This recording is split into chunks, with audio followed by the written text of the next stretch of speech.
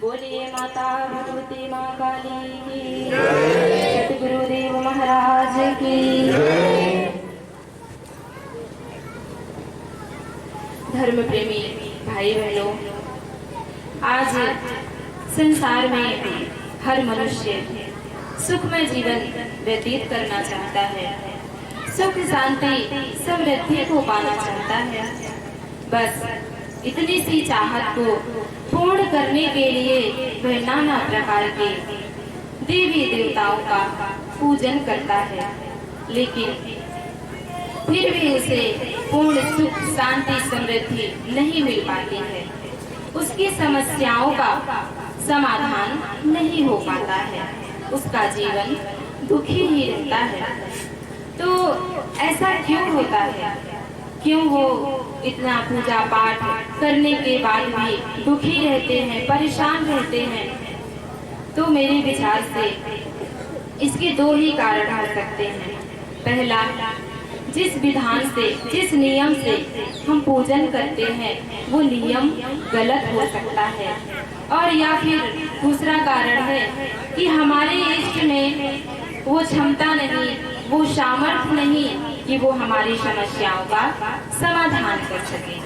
तो मेरे भाई बहन, ऐसा तो कभी संभव ही नहीं है कि हमारे इष्ट में या किसी भी इष्ट में वो क्षमता नहीं, वो सामर्थ्य नहीं है कि उनकी समस्याओं का समाधान कर सके। तो निश्चित ही हमारे पूजन का जो विधान है, जो तरीका है, जिस नियम से हम पूजन करते हैं वो नियम गलत हो सकता है। तो आज हमें सबसे पहले ये जानने की जरूरत है कि हमें पूजन किसका करना चाहिए, किसकी आराधना हमें करनी चाहिए, किसकी आराधना करने से हमें सुख शांति समृद्धि प्राप्त हो सकती है। वैसे तो आज सभी के घरों में किसी ना किसी देवी देवता का पूजन तो होता ही होगा। कोई श्री हनुमान जी महाराज का पूजन करता है, तो कोई भैरवनाथ जी का, तो कोई शंकर भगवान का। इस तरह से सभी देवी देवताओं का किसी ना किसी घर में तो पूजन होता ही है। तो हमें यह जानना जरूरी है कि इस ब्रह्मांड का प्रमुख देव कौन है। इस ब्रह्मांड की उत्पत्ति किसने किया, हमें तो पहले ये जानने की जरूरत है।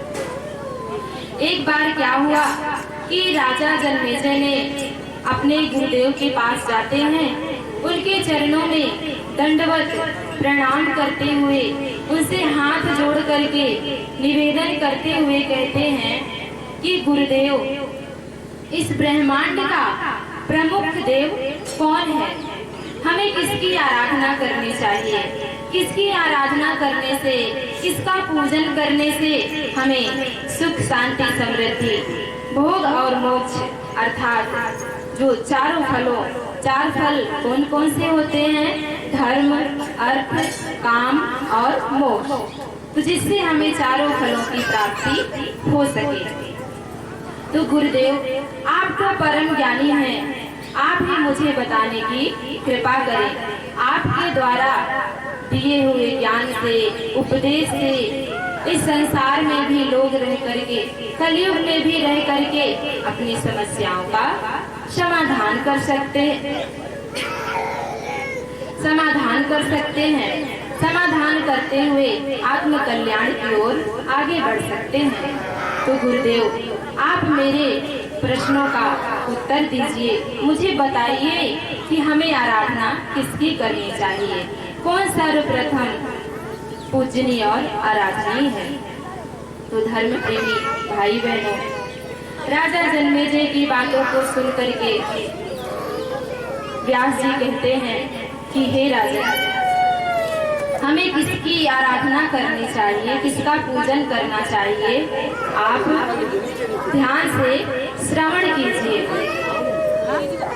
एक बार क्या हुआ कि हम तीर्थाटन यानी अनेकों तीर्थों में हम भ्रमण करने के लिए जा रहे थे। अनेकों तीर्थों में गए, भ्रमण करते हुए हम भ्रमण करते करते नैमिषारण्य में पहुंच जाते हैं। उस नैमिषारण्य में जहां पर 88,000 ऋषियों की तपस्या थी, वहां पर गए, सभी ऋषियों की सभा चल रही थी, सभी आपस में बैठे हुए थे, चर्चाएं कर रहे थे, ज्ञान की बातें चल रही थी।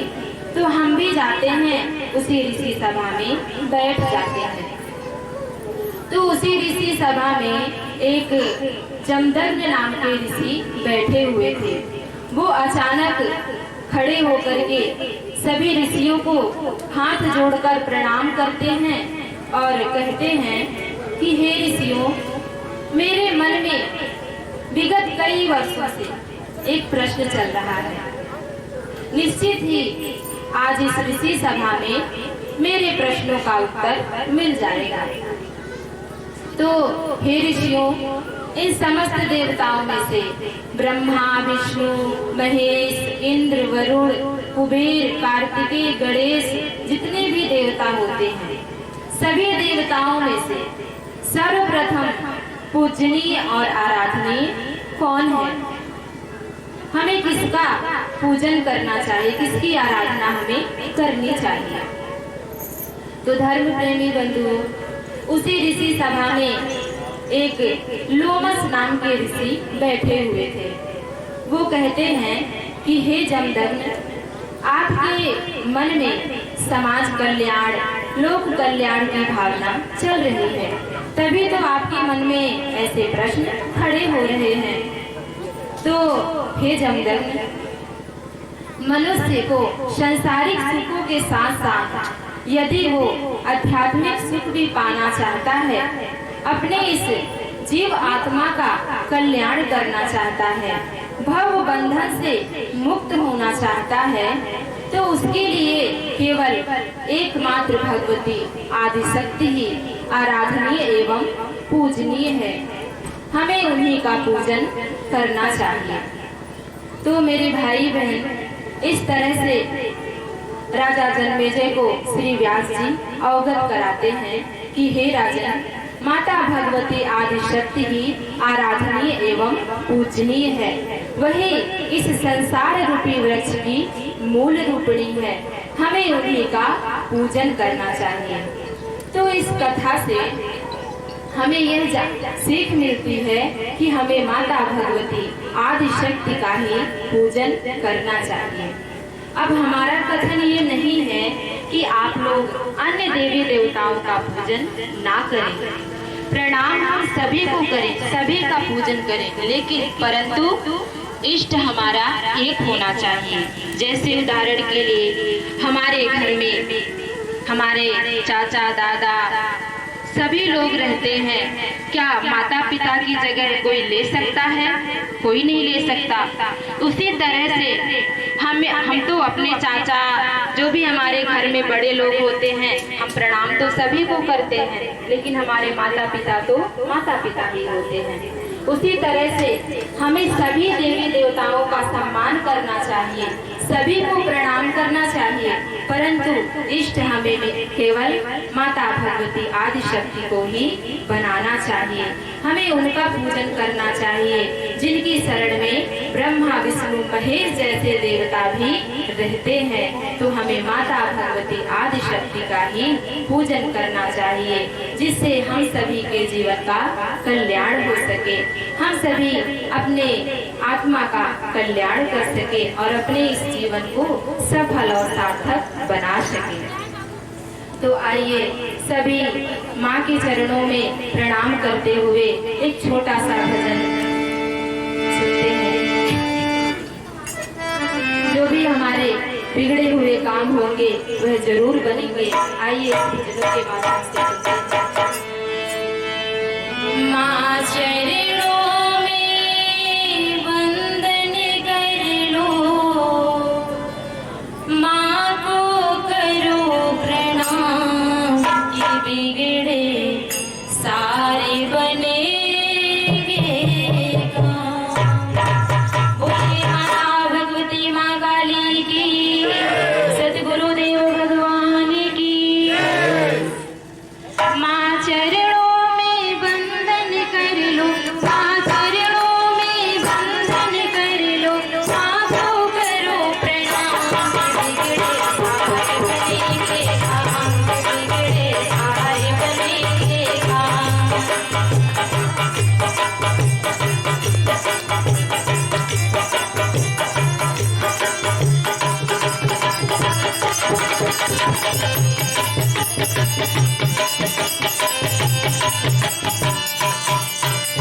माँ की शरण में जो भी आया, काम क्रोध को दूर भगाया।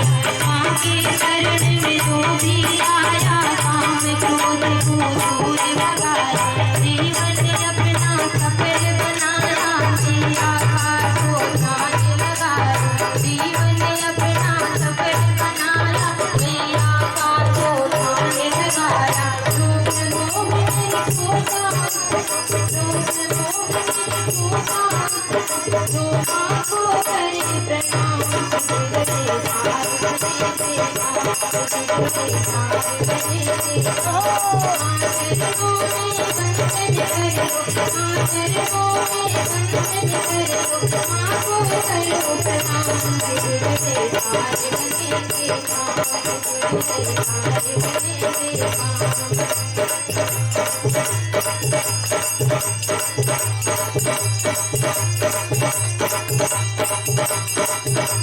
बिगड़े सारे बनेंगे काम,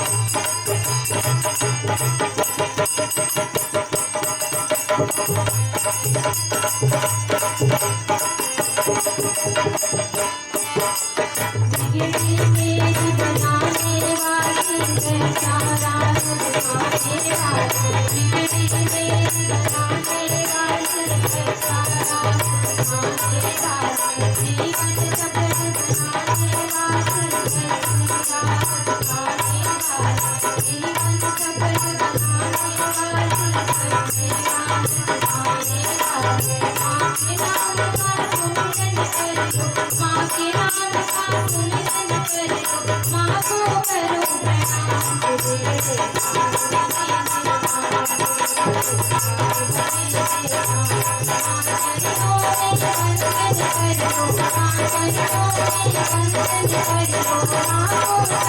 Thank you.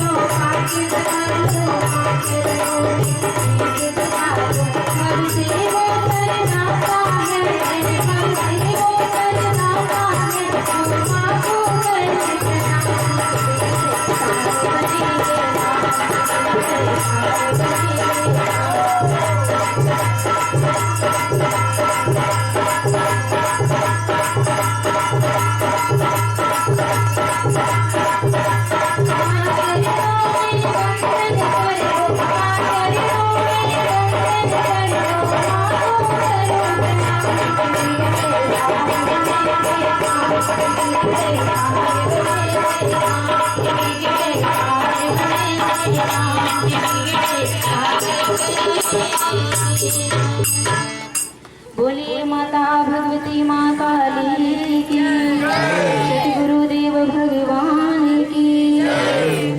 अब इन शब्दों के साथ मैं अपने वाणी को विराम देते हुए माता भगवती और गुरुदेव जी की शरण में कोटि कोटि प्रणाम करती हूँ और आप सभी धर्म प्रेमी भाई बहनों से भी सादर जय भवानी। जय भवानी।